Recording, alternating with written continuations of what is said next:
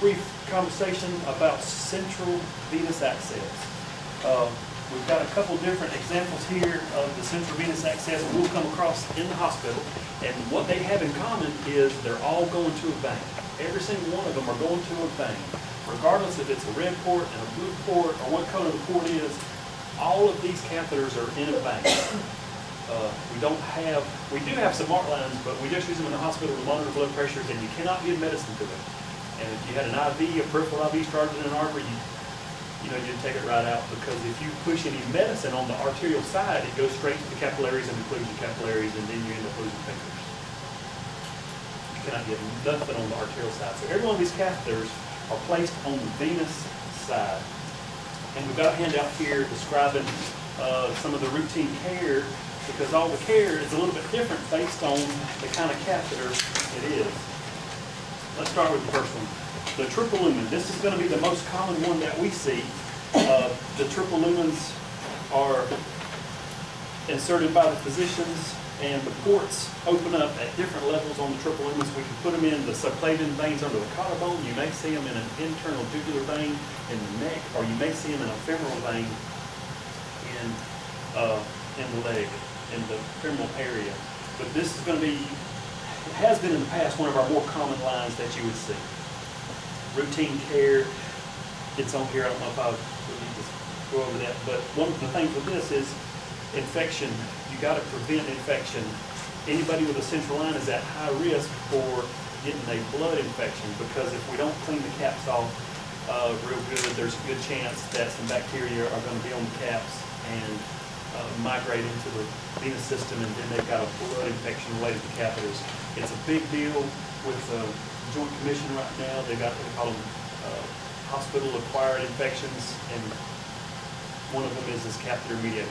So you have to be very careful to clean the hubs off very good before you access those. We use alcohol right now.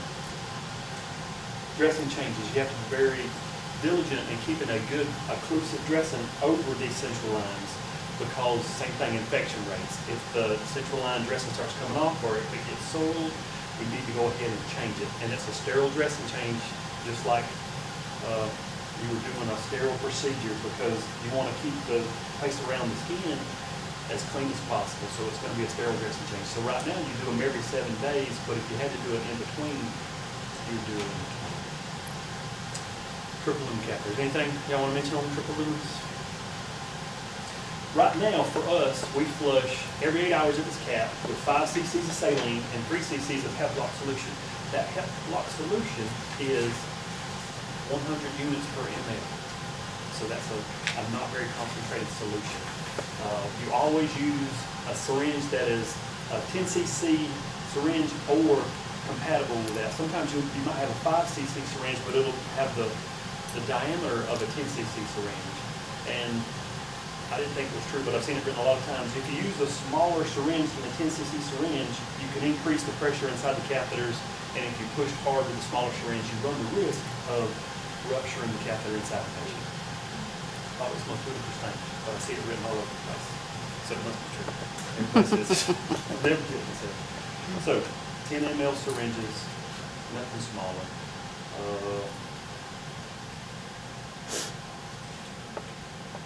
Donald, do we need an order to draw the lab from the doctor, or no? That, traditionally, we have not did a lot of that on the floors. In the units, we have, and we need to have an order for that. So I would say, pretty much for anything that you do with the central line, you're going to need to have an order for. Yeah, Honeycutt and them started that several years ago, and the reason being is like these vancomycin levels and all that, it sticks to the tubing, and we have gotten abnormal labs from vancomycin, and they're drawing vancomycin trials. And so then he started, don't ever draw until you get an order from me. So that's some of the things. But, like the hospitalists are seeing most of the people now. So as long as you're going to see them every day. So just ask them how they got a triple lumen, want to draw labs from or whatever. But a lot of those came from those genomycin and vancomycin levels. And that might be a good thing to pass on the lab to come back in. And they are aware of that. They have been made aware of that. I'll mention They'll stand right up there at the front until you go back there to draw. Yeah. So you probably, everybody should get an order on the chart to make sure that the doctor's okay with you drawing labs from that. And if you draw labs from a central line, you need to waste a good 10 mLs so you get a good specimen uncontaminated with anything that was inside the lumen. If it's packed with heparin and you're trying to do coag studies, you know, these are the kind of things that you got to make sure that you draw out enough to where there was no heparin left in the catheter. Otherwise, your coag studies are going to be out. Good question. This is a PICC line. They call it a PICC line because you insert it from a peripheral vein.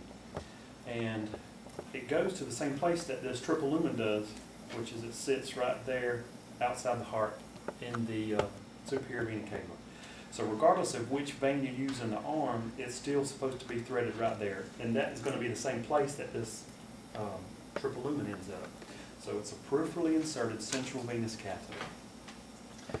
We just started doing these. We've talked about it for a few years, but there was debate among the physicians about implementing it, and we did not do it because the physicians chose not to do it. And that was the only reason we didn't do it years ago. So right now we are in the process of implementing this procedure where we can have PICC lines placed on our patients. Every PICC line is a little different. This is the only kind that we have. It's called a Power PICC Solo. It's from Bard, and it's their newest version of the PICC lines. They're singles and doubles and triples. The single lumens will be the ones with people that are typically going to be going home for antibiotic therapy. If there's somebody on the floor requiring, you know, a lot of medicines and they're going to be in the hospital for a while, they may have a double. And if it's somebody very sick, you may see them with a triple lumen in the ICU. Right now, these are the ones that we're using. You'll notice that there's no caps on the end. You see these have, not caps, but clamps. There's no clamps. On these, there's clamps, so you can clamp off after you flush it to make sure that you're not getting any back up into the catheter. With this one, there's no clamps because there's a valve on the end of these. There's a valve inside of these that's kind of like a Grisham. It seals and it's not open to air. So it decreases the risk of air embolus and it decreases the risk of bleeding when you're changing the caps and when you're inserting it. So there are no clamps on this for this purpose right here. And for that reason, you do not have to use heparin. So with this catheter, you only flush with saline. You could use heparin, but it's not necessary. So with our facility, it's not going to be a problem to just use the saline. And the reason why is because it's got this valve up here in the top that it seals as soon as you get through flushing it. These can stay in, they say, up to a year, but I think that's probably not the norm. I think the norm is going to be like 6 to 8 weeks, long enough to get the medicine that they're looking to get, and then they'll probably take them out.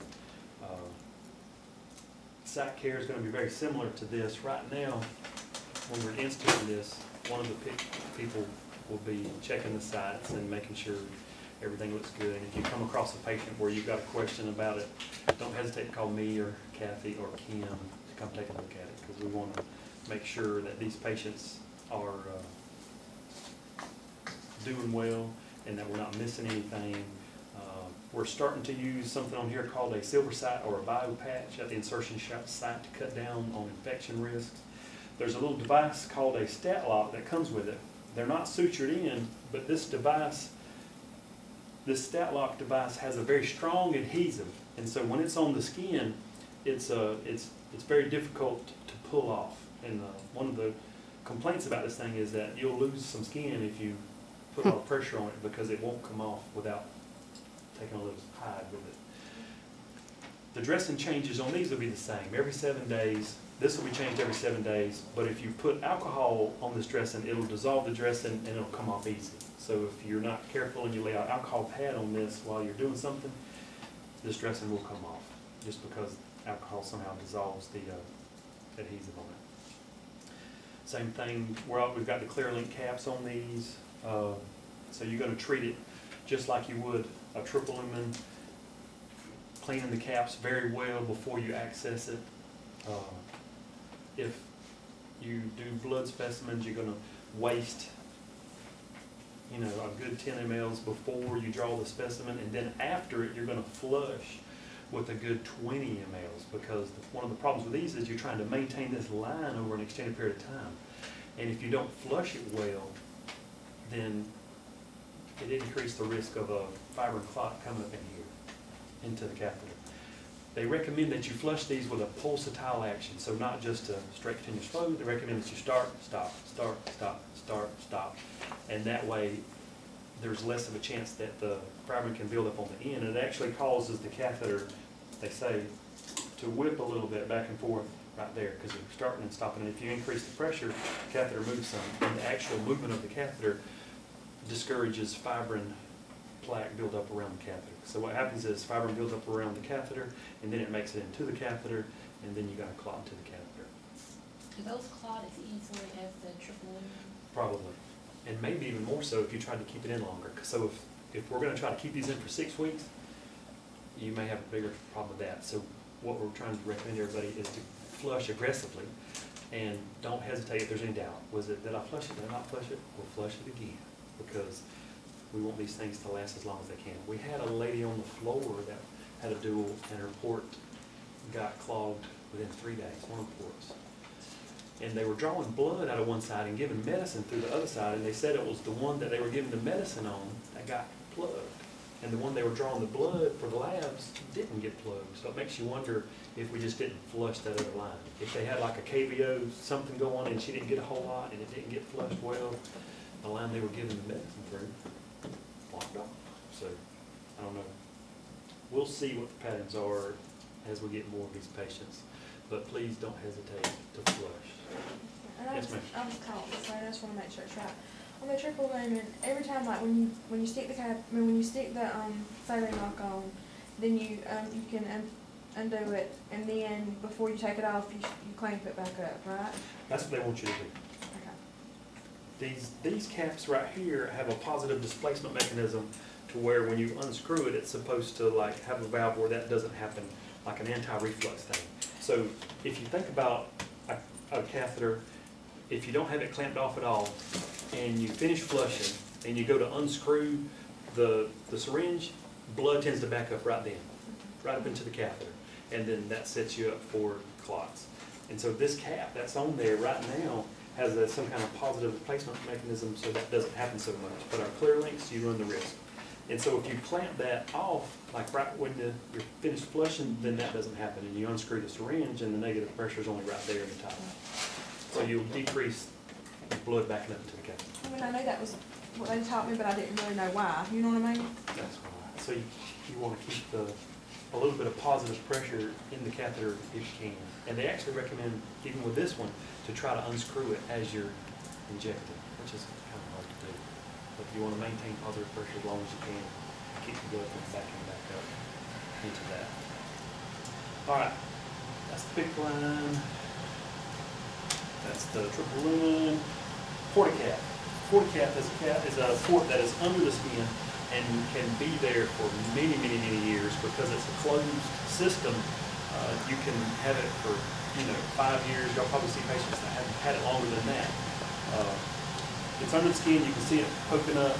You have to palpate it with 3 fingers, and then once you get in the center, you can access it with a special Huber needle.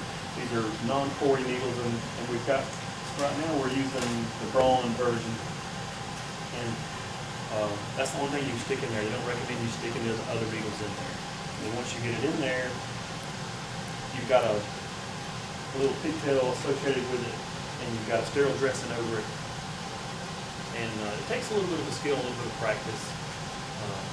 And if you ever have any trouble, don't hesitate to ask questions. You're better off calling somebody that is familiar with it, or call the ICU, and we'll see if we can find somebody to access these porticaps for you if you're not comfortable with it. It's not uncommon. So if you've been in the nursing for a while, you've probably seen a bunch of these, and if you haven't been in nursing for a while, you will see a bunch of them. Sometimes you'll see them in patients' arms, and sometimes you'll see them up here on the chest, various places.